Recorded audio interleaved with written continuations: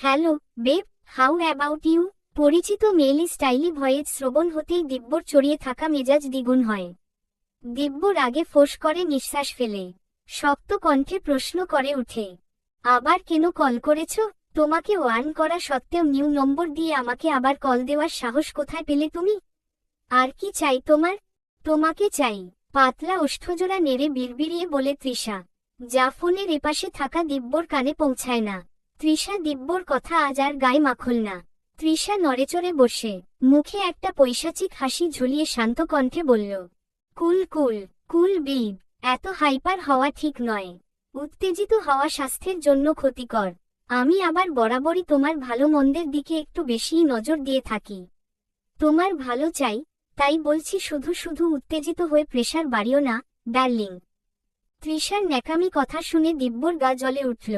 দিব্য তেজি গলায় বলে, ন্যাকামি বন্ধ করো, আর তোমার মতো মেয়ে কারো ভালো চায়? হাসালে, ড্রামা বন্ধ করো। শেষের কথাটা দাঁতে দাঁত চেপে বলে দিব্য। তৃষা ডিভানে গা এলিয়ে দেয়। পরপর মাথার নিচে এক হাত রেখে অন্য হাতে ফোনটা কানে চেপে বলে, আচ্ছা আমার কথা বাদ দাও, তা তোমার পেয়ারের ফেরেশতার মতো ভালো ফারিস্তা নূর তনুজার কি খবর? বন্ধুদের সাথে বাজি ধরে যাকে প্রেমের ফাঁদে ফেলতে গিয়ে নিজেই তার প্রেমে পড়ে হাবুডুবু খেতে থাকলে, তারপর সেই মেয়েটার জন্য আমাকে ইগনোর করতে শুরু করলে, তা তার কথা কিছু বলো। বলো বলো আমায়, আমি খুব এক্সাইটেড তার ব্যাপারে শুনতে। দিব্য কিছু বলে না, নিরুত্তর থাকে। তৃষা শব্দ করে জ্বলুনি দেওয়া হেসে ফের বিদ্রূপের সুরে বলে, দিব্য বেইব, যার জন্য আমাকে খারাপ বলেছিলে, আমাকে প্রস্টিটিউট বলতেও তোমার মুখে আটকায়নি, সেই তনুজা ওরফে তোমার তনু, তোমার সতী সাবিত্রী তনু, সে কি করল? তার প্রেমিকের বাড়িতে থেকেই প্রেমিকের বড় ভাইয়ের সাথে ফষ্টিনষ্টি করল। Just shut up, mind your language, মুখ সামলে কথা বল। সামনে থাকলে তোকে আমি খুন করে ফেলতাম, একদম শেষ করে ফেলতাম তোকে। তনুজা সম্পর্কে একটাও বাজে কথা বলবি না। আর তোর কোন যোগ্যতা নেই নিজেকে তনুজার সাথে কম্পেয়ার করার? আর তোর কি মনে হয় তোর আর লিও রকলুজ ছবিগুলো দেখার পরেও আমি তোর সাথে রিলেশন রাখব? আরে তোর মতো বাজে মেয়ের দিকে ফিরে তাকানোর ইচ্ছে আর সময় কোনোটাই সাফওয়ান দিব্য মির্জার নেই। আমার সবচেয়ে বড় ভুল ছিল তোকে হেল্প করাই। আমার বড় ভুল ছিল তোর কথাগুলো বিশ্বাস করাই। পরে বুঝলাম ইভান ঠিক ছিল। আরে তুই তো একটা নোংরা মেয়ে, তাই তো তোকে নিয়ে সন্দেহ হওয়া ইভানের অস্বাভাবিক ছিল না। আর তুই মিথ্যে বলে আমার কাছে সিম্প্যাথি নিতে আসলি, আমিও বোকার মতো তোর কথায় বিশ্বাস করে নিলাম। বিয়ে ঠিক হওয়ার পর বললি ইভান তোকে পড়াশোনার জন্য বিদেশে যেতে দিবে না, তাই এই বিয়ে করা সম্ভব নয়। আর ইভান অনেক বেশি প্রজেসিভ। ইভানের এই প্রজেসিভনেস এক প্রকার তোর কাছে অত্যাচার ঠেকেছে। তুই মানসিকভাবে ডিপ্রেসড হওয়ার নাটক করলি। উফ, একনাগারে বলে বড় বড় শ্বাস ফেলে দিব্য। তৃষা নিজের সাফাই গাইতে বলে, দিব্য তুমি বুঝতে কেন পারছো না? এখানকার কালচার এটা। সেদিন লিওর বার্থডে পার্টি ছিল। পার্টিতে সকলে ড্রিঙ্ক করে থাকে, আমিও করেছিলাম, যা এখানকার নর্মাল বিষয়। এটা এমন কি? আর ওই ছবিগুলো ড্রিঙ্ক অবস্থায় থাকাকালীন তোলা। দিব্য নিজের রাগটা কন্ট্রোল করার চেষ্টা করে, চোখ বন্ধ করে নেয়, দাঁত কিরমিরিয়ে বলে, তৃষা অনেক হয়েছে, ব্যাস। অনেক কষ্টে আমার মুখের ভাষা সংযত রেখেছি, আর সম্ভব হচ্ছে না, প্লিজ কল কেটে দাও। তৃষা এবার রাগে আইধাই করতে থাকে। তৃষা বলে, তনুজা যে এমন একটা জঘন্য কাজ করল, আমার উপর দেওয়া সেই গালিটা তো তনুজা ডিজার্ভ করে। সেখানে এখনো তনুজার প্রতি তোমার এত প্রেম আছে কি করে আমার মাথায় ধরছে না। একজনের সাথে প্রেম করে আরেকজনের সাথে বিছানায় রাত কাটায় তনুজা, এরপরেও বলবে তনুজা আমার থেকেও বেটার। সতী সাবিত্রী তোমার ভীতু বোকা প্রেমিকা তনুজা। হা। দিব্যর শরীর জ্বলুনি দিয়ে উঠে তৃষার হাসি শুনে। দিব্য একটা কষিয়ে রামধমক দিয়ে বলে, স্টপ, আই এম শিওর যা কিছু হয়েছে সব ইভান করেছে। ইভানের প্ল্যান করা সব। আমি তনুজাকে চিনি, খুব ভালো করে চিনি। আমাদের 5 মাসের রিলেশন ছিল। এই 5 মাসে কখনো ওর হাত ধরারই সাহস পাইনি আমি। আর না তো তনুজা সুযোগ দিয়েছে। এরও কয়েক মাস আগে থেকে তনুজাকে চিনি আমি। আমার থেকে বেশি ওকে কেউ চিনে না। তাই পুরো পৃথিবী তনুজাকে খারাপ বললেও আমার বিশ্বাস হবে না। একটু থেমে কপালে সূক্ষ্ম ভাঁজ ফেলে প্রশ্ন করে দিব্য, বাই দা ওয়ে, তুমি এত কিছু কি করে জানলে? মাত্র 2 দিনের মধ্যেই আমার বাড়ির সকল খবরাখবর কে পৌঁছালো তোমার কাছে? তৃষা এবার অপ্রস্তুত হয়, সময় নিয়ে পরপর কিছু শব্দ গুছিয়ে নেয়। সে বলে, এই খবর কখনো বসে থাকে নাকি? তোমার আর তনুজার প্রেম কাহিনী যেভাবে শুনেছিলাম সেভাবেই। মিথ্যে বলবে না, এত দ্রুত তো তোমার জানার কথা নয়।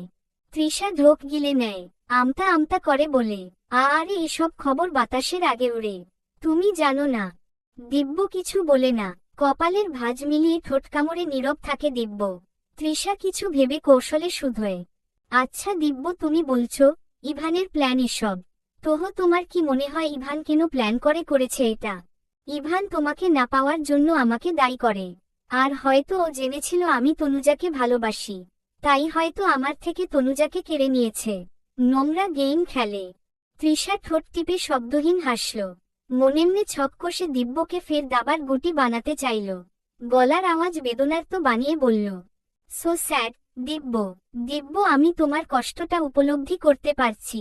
ইভান শুধু তনুজাকে তোমার থেকে কেড়ে নিয়েই ক্ষান্ত হয়নি, ওর আরও সুদূরপ্রসারী পরিকল্পনা আছে।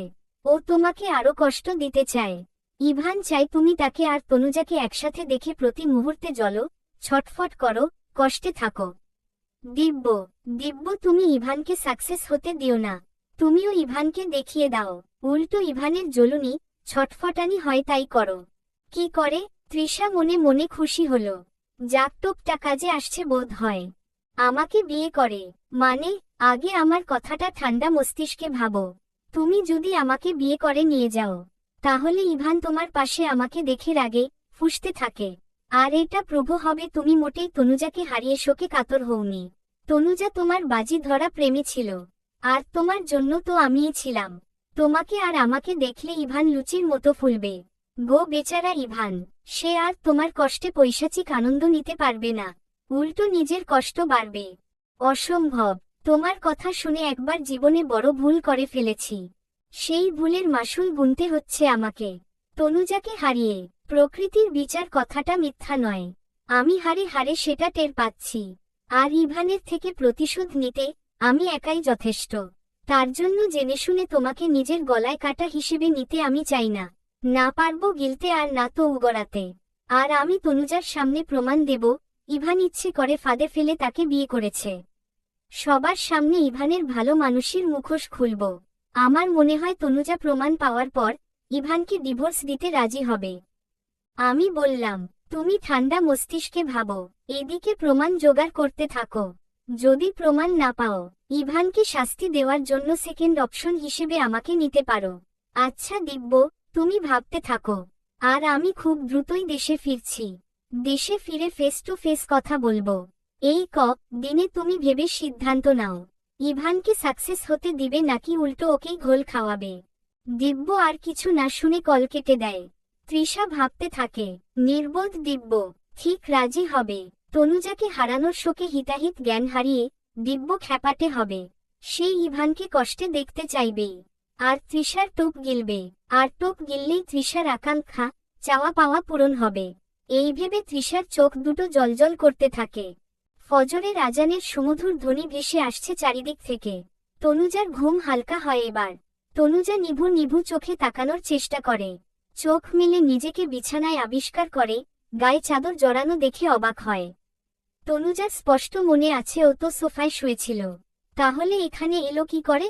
মাথাটা ঘুরিয়ে খানিকটা দূরত্বে ইভানকে ঘুমিয়ে থাকতে দেখতে পায়। তনুজার অস্বস্তি হতে থাকে, ওর অবচেতন মন আওড়ায়। তাহলে কি উনি? এতটুকু ভাবতেই তনুজার অস্বস্তি হুড়হুড় করে বাতাসের বেগে বাড়ে। তবে তনুজা বেশ বিস্মিত হয়। লোকটা তার গায়ে চাদর অব্দিও দিয়ে দিয়েছে। মানুষটা বাইরে যতটা কঠোর স্বভাব দেখায়, ততটাও কঠোর নয় মনটা।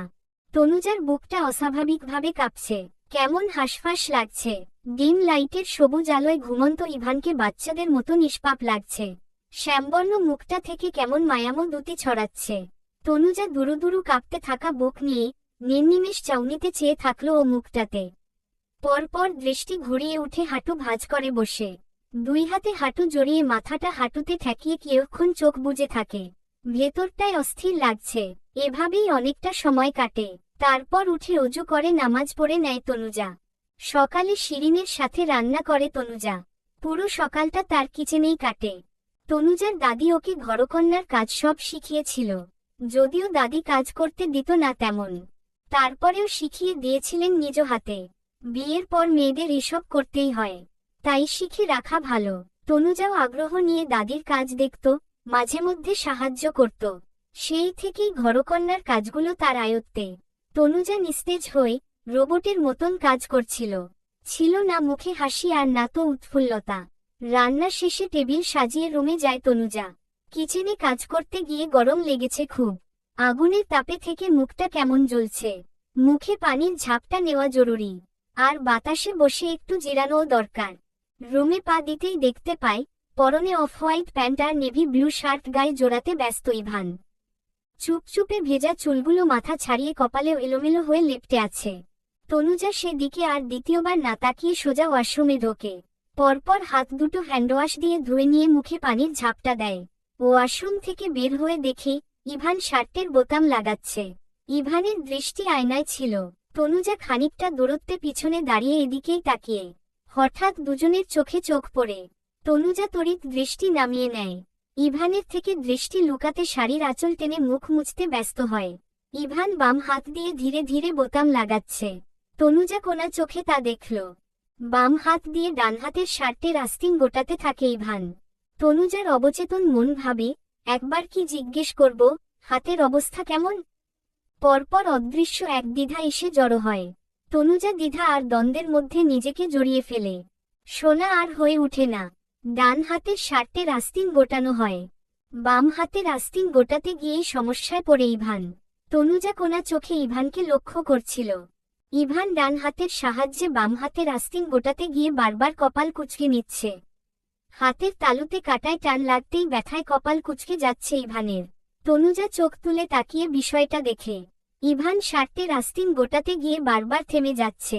তনুজার হঠাৎ কি হলো? ওর ভেতরের কোমল সত্তা ওকে বারবার উস্কাতে থাকে ইভানকে হেল্প করার জন্য। স্মরণ হতে থাকে লোকটা তার কেয়ার নিয়েছে, এই মুহূর্তে তাকে সাহায্য করা জরুরি। আচমকা তনুজা ইভানের সামনে গিয়ে দাঁড়ায়। ইভানের দিকে পলক তুলে তাকায়। একদম মিহি স্বরে বলে, আপনার হাতে বোধ হয় লাগছে, আমার কাছে দিন, আমি করে দিচ্ছি। ইভান পূর্ণ চাউনিতে তনুজার দিকে তাকালো। কেন জানি না করতে পারল না। চুপচাপ নিজের ডান হাতটা সরিয়ে নিল। তনুজা ইভানের চুপ থাকাকেই নীরব সম্মতি ধরে নিয়ে তার কোমল হাত দিয়ে ইভানের শার্টের আস্তিন খুব যত্ন সহকারে আলগোছে গোটাতে থাকে। ইভানের নিরেট ধূসর চাউনি তনুজার মায়াবী মুখখানায় নিবন্ধ হয়েছে। ভাষা ভাষা চোখ দুটো ইভানের হাতের দিকে তাকিয়ে। কালো চিকন ভ্রু জোড়া ভেজা ভেজা। কপালের উপর ছোট ছোট অবাধ্য চুলেরা বাতাসে নৃত্য করছে যেন। ইভানের কাছে এই দৃশ্যটা সুন্দর লাগলো। সে চেয়ে চেয়ে দেখতে থাকল। শার্ট গায়ের সাথে আটসাট, হাতাটাও তেমনই আটসাট। গোটাতে গিয়ে তনুজার বেশ বেগ পোহাতে হচ্ছে।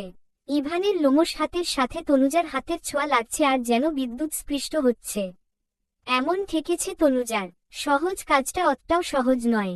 এখন মনে হচ্ছে তনুজার অস্বাভাবিকভাবে বুক কাঁপছে, তার গলাটাও শুষ্ক হয়ে আসছে।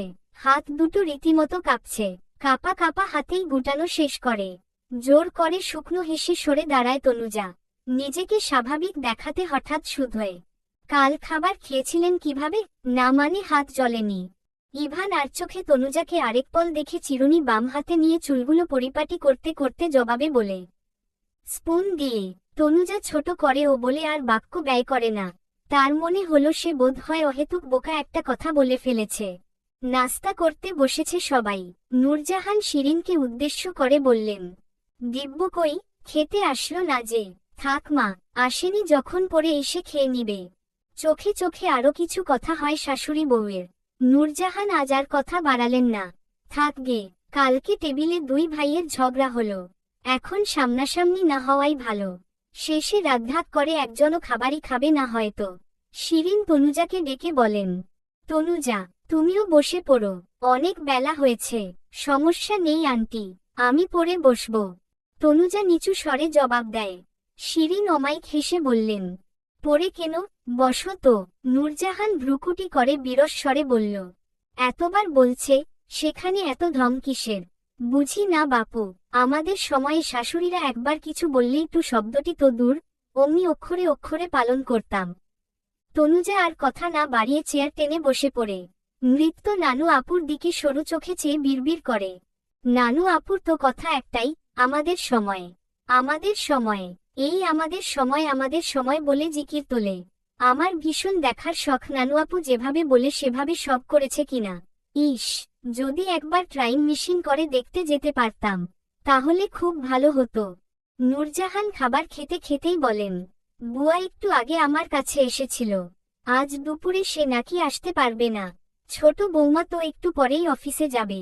এই নাত বউ, তোমারে বলছি, কি রান্না করা লাগবে সব শাশুড়ির থেকে শুনে নিও।